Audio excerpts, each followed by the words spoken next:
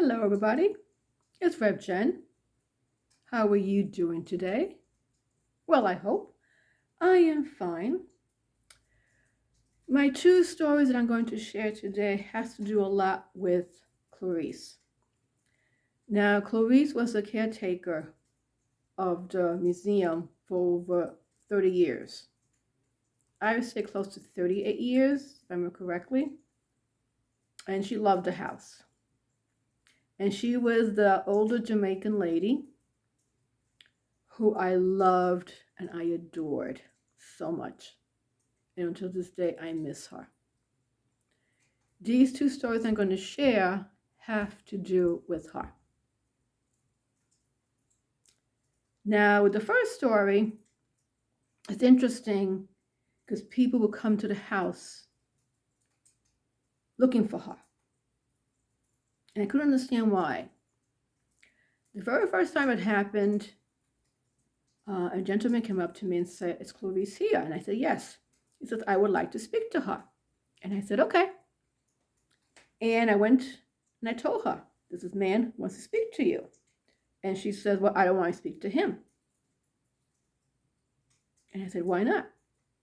She says, "I just don't. Tell her I'm not here." So I'm like, "Well, okay."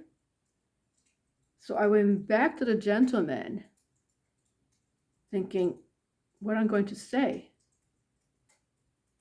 And I had to lie. And I said, "She's in a meeting with the director and I don't know how long it will be." And he said, "That's okay." And he stayed in the house and walked around. And then he left. A couple of weeks later, another gentleman came up to me and says, "Is Clarice here? I would like to speak to her." I didn't know what to say to him because I didn't know how she was going to react. I said, "Let me check." And I went up to her and said, "This is a gentleman that wants to speak to you." He says, "No, I don't want to talk to him. I don't want to talk to them. I don't want to talk to anybody." And I was like, "Why?" She said, "I don't feel like talking to them today. Tell them I'm not here." I said, "Okay." So I went back to the gentleman and said, "She's not in." He said, "Okay, fine, no problem." So he stayed in the house and then he left. Later on, I asked her, "So why are these people looking for you? These men are looking for you." I asked her, "Do you have family in the UK?" Because both of these men were British. And she says, "Yes, I have family in the UK and I've been to the UK. But I don't know these men." So I asked her, "Why are they looking for you?" And she was like, "Well, I'm going to tell you something." And I said, "Okay. This is the reason why people come in looking for me."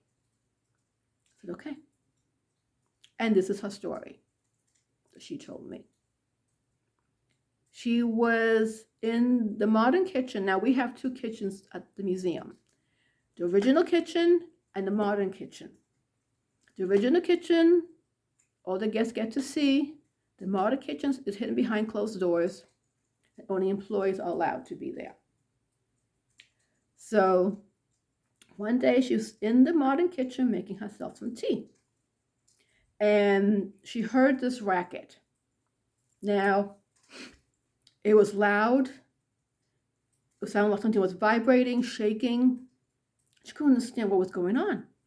So she opened the door slightly, looked to the left, and she actually saw the stove shaking and moving from side to side. It scared her. She closed the door. And she stood there.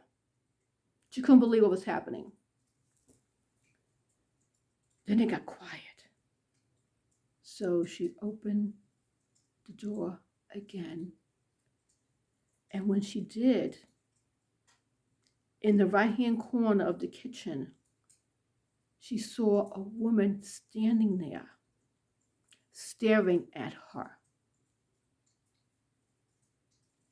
The woman had old-fashioned clothes on, a cream color long sleeve blouse, and a black skirt.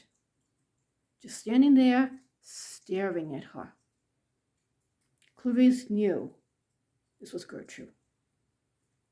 Clarice was scared to death. And what did she do? She just runs out of both kitchens, runs up the staircase, down the hallway, opens the front door, runs outside, and guess what happens? She locked herself out. So what can she do? She sat there and waited until the director, Mr. Roberto, the first one, came back to the house. And he found her sitting on the stoop. So he asked her, what are you doing here? And she told him what she experienced. He could see the fear on her face. So he just looked at her and said, no, no, no. Those are the trains that pass underneath the house. That's what you heard. Clarice just looked at him and she got angry because she knew what she heard, she knew what she saw, and she knew there was no train underneath the house. He couldn't argue with her. He just let it go, and they both went back inside the house. I said, okay, that explains, to me that explains what happened to her, Clarice, but why are these men looking for her? And she told me that somebody, an employee of the house, told somebody, and somebody told a journalist, and the word got around, and somebody decided to print the story in a travel book, a New York City travel book. So anybody who bought that book and was traveling to New York City and looked up the Merchant House, they saw Clarice's story. And it had her name in it. So people were curious, so they wanted to meet her and hear the story for themselves.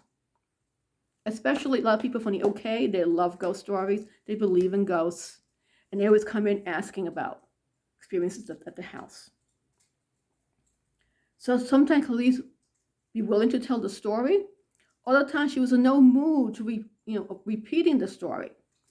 So I told her, we need to find a way, some kind of code between us.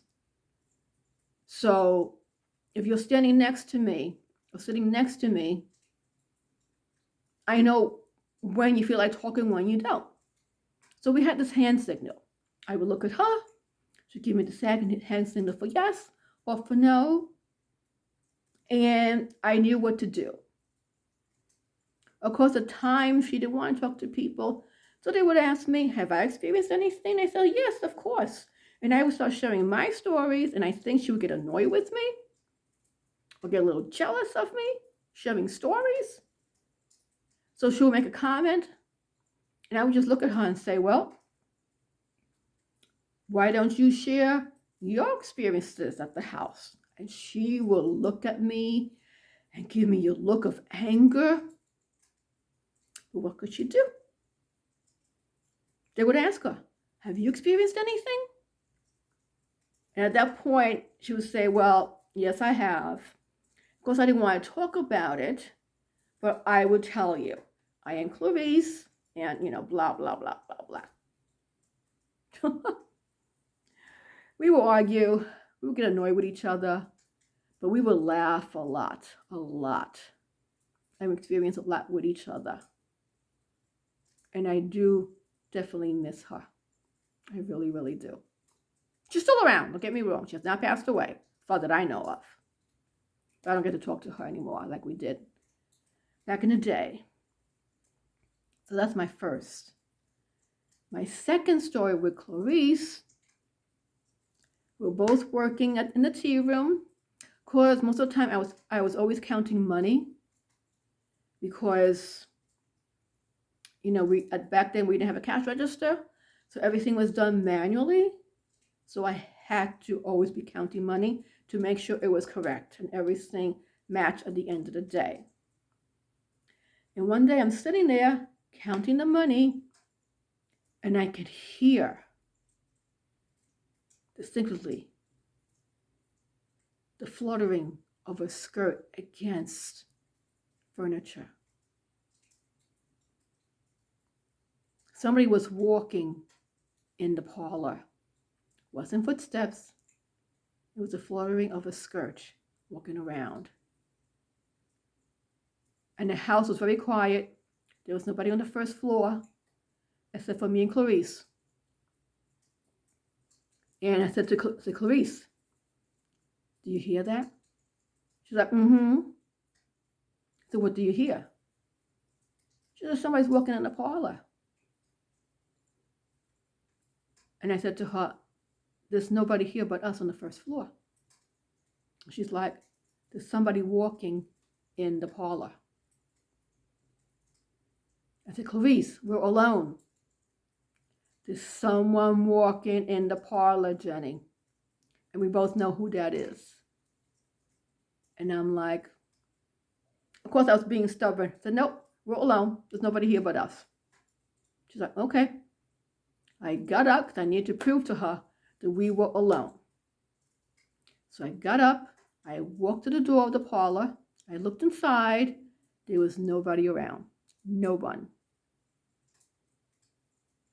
And I walked in. Of course, at that point, the sound was gone already. I walked around the back parlor. I walked around the front parlor. And there's nobody. I walked out into the hallway, looked both ways, like this, and nobody was around. I go back into the tea room and I said, Clarice,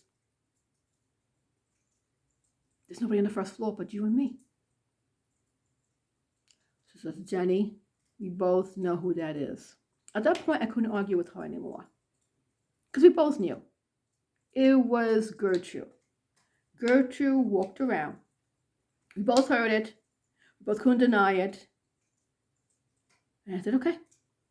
Yep, you're right. It was Gertrude walking around for whatever reason. And I went back, sat down, and went back to counting the money. I love these stories with Clarice. We experienced so much together. She was my validation. Through her, I knew I was not losing my mind or going crazy or I was imagining it. Because we both heard things together. We both experienced things together. One person can say, if one person hears it, you can say, yeah, okay, fine. You imagined it. But two people at the same time, so many stories, no. Sorry. No. I miss Clarice. I truly do. Maybe someday I'll get to see her. Who knows when. But in the meantime, I'll be sharing more stories with you guys. Have a wonderful day. See you next time. Bye.